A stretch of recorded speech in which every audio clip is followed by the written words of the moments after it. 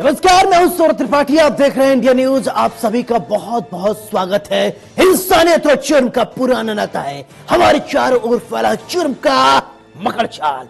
ऐसे में कौन कहां हो जाए शातिर का शिकार और किसके लिए जारी हो जाए मौत का फरमान। इतना नहीं, मिटा दिए जाते हैं जुर्म की सारे सबूत। जुर्म दर जुर्म, कत्ल दर कत्ल जारी है अपराध की दुनिया का काला कारोबार। लेकिन हम आपको सच दिखाएंगे, क्योंकि कहीं होता है रेप तो कहीं होती है लूट सरेआम।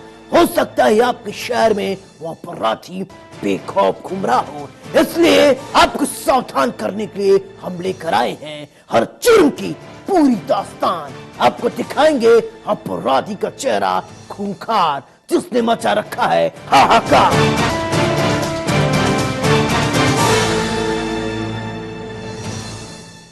अपराधी खुद को कितना शातिर क्यों न समझता हो, वो कानून के हाथों नहीं बच सकता। यूपी के जौनपुर में पुलिस ने बैंक में डकैती डालने जा रहे 5 अंतर जनपदी बदमाशों को थर दबोचा। वो खुद को बेहद शातिर समझते थे, लेकिन पुलिस के आगे एक न चली। देखिए गोलियों की तड़तड़ाहट के बीच कैसे मचा हाहाकार। पुलिस को मिली बड़ी सफलता। एक्शन में जौनपुर पुलिस, 5 बदमाश गिरफ्तार। हर अपराधी होंगे बेनकाब, हर गुनहगार होगा सलाखों के पीछे। बदमाशों की आई शामत। पुलिस के गिरफ्त में खड़े इन बदमाशों को गौर से देखिए। ये खुद को बहुत शातिर समझते थे, लेकिन कहते हैं ना, कानून के हाथ बहुत लंबे होते हैं और इन तक आखिरकार कानून के हाथ पहुंच ही गए। अपराधी कितना भी शातिर क्यों न हो, वो कानून के हाथों नहीं बच सकता। जी हाँ, आपकी टीवी स्क्रीन पर दिख रही तस्वीर यूपी के जौनपुर जिले की है। जौनपुर में बैंक में डकैती डालने जा रहे 5 अंतर जनपदी बदमाशों को पुलिस ने गिरफ्तार कर लिया है। बताया जा रहा है बदमाशों ने जब पुलिस को देखा तो पुलिस की टीम पर फायरिंग कर दी। इस दौरान पुलिस ने भी जवाबी कार्रवाई की। इतना ही नहीं, पुलिस की टीम को देखते हुए जब बदमाश फायरिंग कर रहे थे, इस दौरान बदमाशों की गाड़ी पलट गई। पुलिस ने बदमाशों के पास से अवैध तमंचा, चाकू और कई सामान बरामद किए हैं। गैंग के सरगना के खिलाफ पहले से ही कई थानों में कुल मिलाकर 16 मुकदमे दर्ज थे। पूरा मामला गौरा बादशाहपुर थाना क्षेत्र का बताया जा रहा है, जहां पुलिस के हाथ बड़ी कामयाबी हाथ लगी है। सदन अभियान चलाया गया, जिसमें गौरा बादशाह पुलिस को कराती में एक भारी सफलता प्राप्त हुई है। 5 लोगों का गैंग जो कि डकैती डालने आया था क्वालिस से, और मैं हथियार के, जिसमें कि एक तमंचा है, एक देसी रिवॉल्वर है, 3 चाकू है, और भी जो बैंक में डकैती डालने के समय में जो सामान उपकरण यूज होते हैं वो भी पकड़ा गया है। इसमें से एक बदमाश जिसका नाम सुभाष है, वो करीब 16 मुकदमे उसके विरुद्ध में है और वो अंतर जनपदीय अपराधी है, उसको भी गिरफ्तार किया गया है। अन्य विधिक कार्रवाई की जा रही है। इन तस्वीरों को देखने के बाद एक बात साफ है, अपराधी कितना भी शातिर क्यों न हो, वो अपने आप को कितना भी चालाक क्यों न समझता हो, लेकिन पुलिस उसे खोज ही लाती है। अगर पुलिस चाहे तो बदमाशों को उनके पिलों से खोज कर निकाल सकती है। अब देखने वाली बात होगी पुलिस इन अपराधियों पर क्या कुछ आगे की कार्रवाई करती है। जौनपुर में गौरा बादशाहपुर थाने की पुलिस के हाथ बड़ी कामयाबी लगी है। पुलिस ने बैंक डकैती की योजना बनाकर डकैती की घटना को अंजाम देने जा रहे 5 अंतरजनपदी बदमाशों को गिरफ्तार कर लिया है। ये बदमाश पुलिस पर फायरिंग करते हुए भागने लगे थे, तभी अनियंत्रित होकर इनकी क्वालिस गाड़ी सड़क के किनारे पलट गई और पीछा कर रही पुलिस ने इन्हें धर दबोचा। बदमाशों का सरगना खितासराय थाना क्षेत्र का रहने वाला सुभाष राम है, जिसके खिलाफ पहले से ही कई थानों में कुल 16 मामले दर्ज है। फिलहाल पुलिस ने इन्हें गिरफ्तार कर जेल भेज दिया है। Rajan Mishra, India news, Jaunpur. हम आपको एक ऐसे पुलिस वाले को दिखाने जा रहे हैं जिसने वो जो किया वो ठीक नहीं हुआ। आखिर जब खाकी पर ही चोरी के आरोप लगेंगे तो आम जनता का क्या होगा? आम जनता किससे गुहार लगाएगी? खबर 2 दिन पुरानी है, अब इस खबर पर कार्रवाई भी हुई है, लेकिन आपको दिखाना जरूरी है। देखिए, वर्दी के अंदर पहन ली 3 शर्ट, सेंसर ने पकड़ी सिपाही की चोरी। अब पुलिस ही के कटे में सिपाही की चोरी के आरोप में हुई पिटाई। मेटल डिटेक्टर ने खोली पोल, सायरन बजने पर गाड़ी और कर्मचारियों ने दबोचा।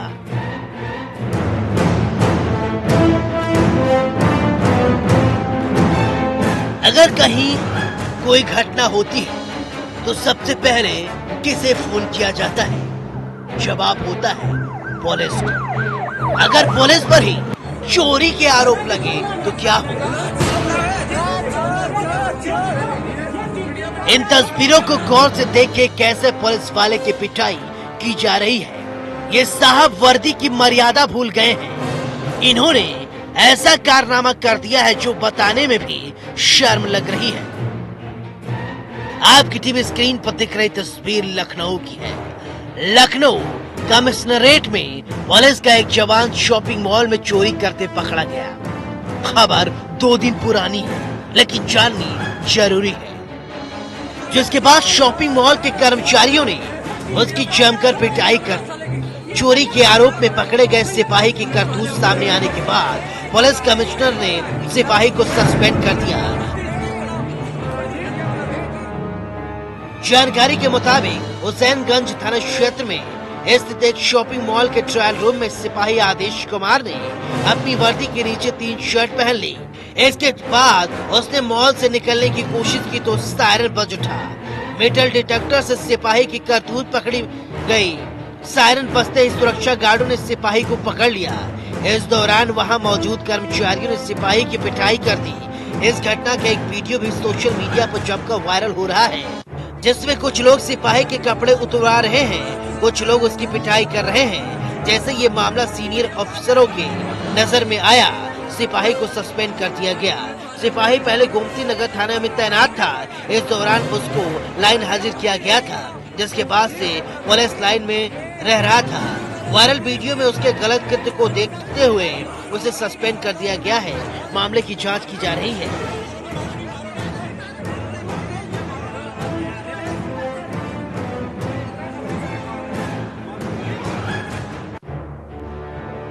बताया जा रहा है सिपाही आदेश कुमार ने पहले तो कई कपड़े देखे, इसके बाद कुछ कपड़े लेकर ट्रायल रूम में चला गया। ट्रायल रूम से निकलकर सिपाही सीधे बाहर की ओर जाने लगा,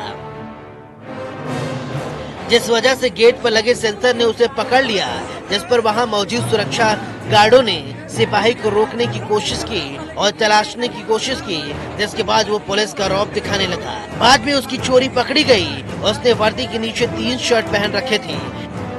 इन तस्वीरों को देखने के बाद सवाल खड़े होते हैं, आखिर वर्दी धारक ही इस तरीके से अवैध काम करेंगे, चोरी करेंगे तो पुलिस पर कौन विश्वास करेगा?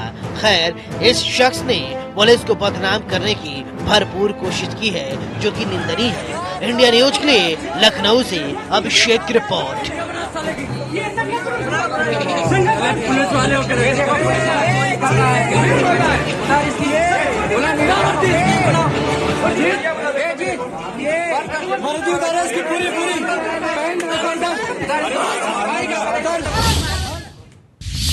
कानपुर के कलेक्टरगंज थाना में मामूली विवाद पर होटल कर्मी की दूसरे होटल कर्मचारियों ने पीट पीट कर उसे मौत की घाट उतार दिया। घटना के बाद क्षेत्र में हाहाकार मच गया। रिपोर्ट देखिए।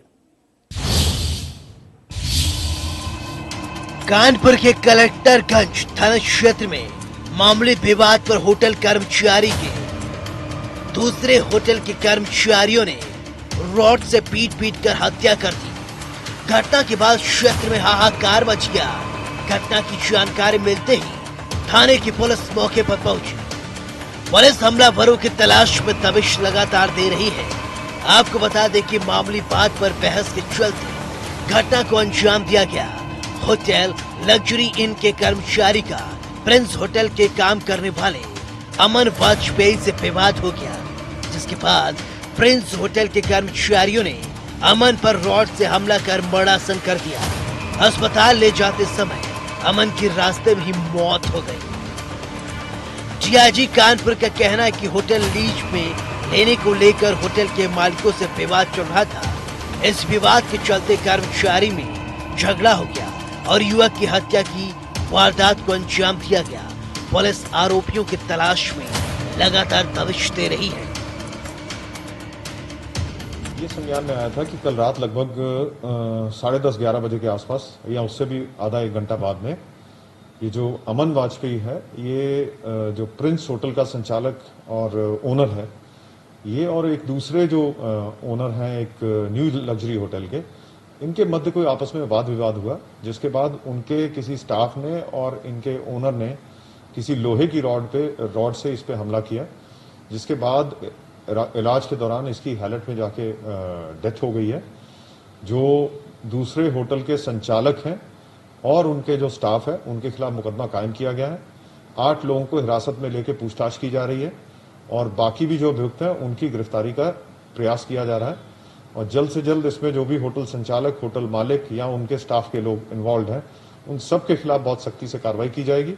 और इनके मध्य जो विवाद था वो इसी तरह के, इन्होंने और भी होटल्स या वहाँ गेस्ट हाउसेस बनाए हुए हैं दोनों पक्षों ने, उन्हीं की लीज को लेकर या उनके पार्टनरशिप में चलाने को लेकर, इस चीजों को लेकर इनके मध्य विवाद प्रकाश में आया है।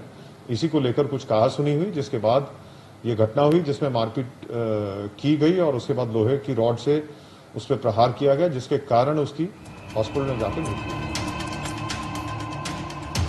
इस वारदात के बाद कई सवाल खड़े होते हैं।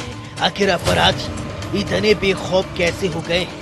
क्या अपराधियों में पुलिस प्रशासन का डर खत्म हो गया है? कहां है अपराधी? कब होगी गिरफ्तारी?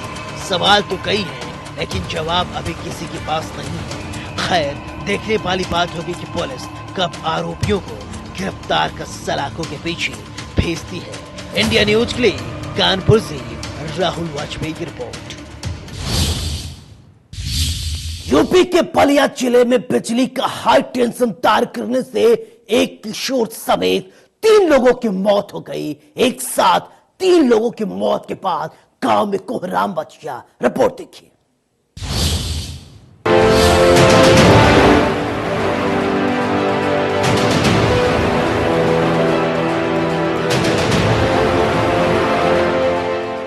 मौत का हाई टेंशन तार, 3 लोगों की मौत से हड़का। इतनी बड़ी लापरवाही क्यों? लोगों के जिंदगी से खिलवाड़ क्यों? क्यों समय पर नहीं जागते अधिकारी? संबंधित अधिकारी पर हत्या का मुकदमा। चिता से उठती ये आग चीख चीख कर पूछ रही है, साहब मेरा कसूर क्या था? एक लापरवाही इतनी बड़ी हो जाएगी कोई नहीं जानता था। ये सच है, लापरवाही की वजह से 3 जिंदगियां काल के गाल में समा गई। आपकी टीवी स्क्रीन पर दिख रही तस्वीर यूपी के बलिया जिले की है, जहां हाई टेंशन तार गिरने से एक किशोर समेत 3 लोगों की मौत हो गई। एक साथ 3 की मौत से गांव में हाहाकार मच गया। तीनों एक ही गांव के रहने वाले थे। घटना के बाद ग्रामीणों ने शव को रोड पर रखकर जाम लगा दिया। इस दौरान मौके पर तहसीलदार शिवसागर दुबे, एसएचओ संजय त्रिपाठी भी मौके पर पहुंचे। बताया जा रहा है बैरिया क्षेत्र के सीता दियारा के दलजीत टोला गांव के रहने वाले अनुज सिंह का जन्मदिन था। वो अपने दोस्तों छोटू सिंह और सोनू गुप्ता के साथ केक लेकर घर जा रहा था। तीनों एक ही बाइक पर सवार थे। तीनों जैसे ही शोभा छपरा गांव पहुंचे, उसी दौरान उनके ऊपर 11,000 वोल्ट का बिजली का तार गिर गया। इससे तीनों झुलस गए और तड़प तड़प कर उनकी मौत हो गई। घटना से इलाके में हड़कंप मच गया। वारदात की जानकारी मिलते ही पुलिस प्रशासन में भी हड़कंप मच गया।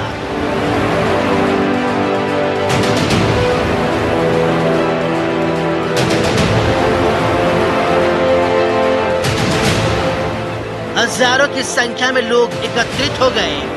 मृतक अनुज सिंह की बहन बैरिया से पढ़कर घर लौट रही थी। जैसे ही अपने भाई का शव देखा तो वो बेसुध हो गई। स्थानीय लोगों ने बताया कि बाइक के हैंडल पर खंबे का तार टूटकर गिर गया। इससे पूरे बाइक में करंट आ गई। हाई वोल्टेज तार होने से बाइक भी जल गई। जिस खंबे से तार गिरा है वो जर्जर भी बताया जा रहा है। परिजनों का कहना है जब ग्रामीणों ने एसडीएम को फोन पर बुलाया तो उन्होंने कहा कि मृतकों का नाम नोट करवा दो, थोड़ी देर में लेखपाल को भेज देता हूँ। इससे ग्रामीण आग बबूला हो उठे और हाईवे जाम कर दिया। आखिरकार जब एसडीएम साहब पहुँचे तो ग्रामीण आग बबूला हो गए और उनके खिलाफ नारेबाजी करने लगे। साथ ही ग्रामीण बिजली विभाग के खिलाफ भी नारेबाजी करने लगे।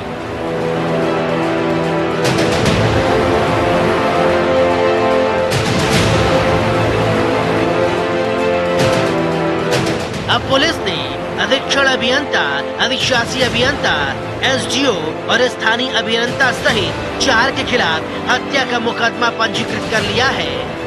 दलजीत टोला निवासी लोकू सिंह के तहरीर के मुताबिक बिजली विभाग के कर्मचारियों की लापरवाही से तीनों युवकों की जान गई। इस बाबत एसएचओ संजय त्रिपाठी ने बताया कि तहरीर के मुताबिक मुकदमा पंजीकृत कर मामले में विवेचना की जा रही है। वहीं जिलाधिकारी आदित्य सिंह ने मजिस्ट्रेट जांच का जिम्मा उप जिलाधिकारी बैरिया प्रशांत कुमार नायक को दे दिया है। इस बाबत उप जिलाधिकारी बैरिया ने बताया कि मामले में निष्पक्ष जांच किया जाएगा और जांच रिपोर्ट जिलाधिकारी को सौंपने के बाद मुकदमे की विवेचना में भी जांच की रिपोर्ट शामिल करवाई जाएगी। जांच में दोषी पाए जाने वाले को छोड़ा नहीं जाएगा।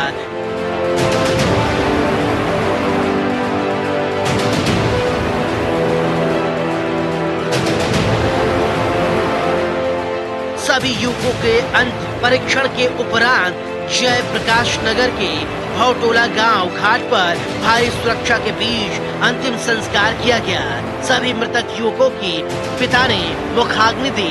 अंत्येष्टि के वक्त क्षेत्र के हजारों ग्रामीण संघ क्षेत्राधिकारी, बासडी, बैरिया रेवती, हल्दी और दोखनी थाना क्षेत्र के पुलिस के साथ पीएसी के जवान भी शामिल रहे।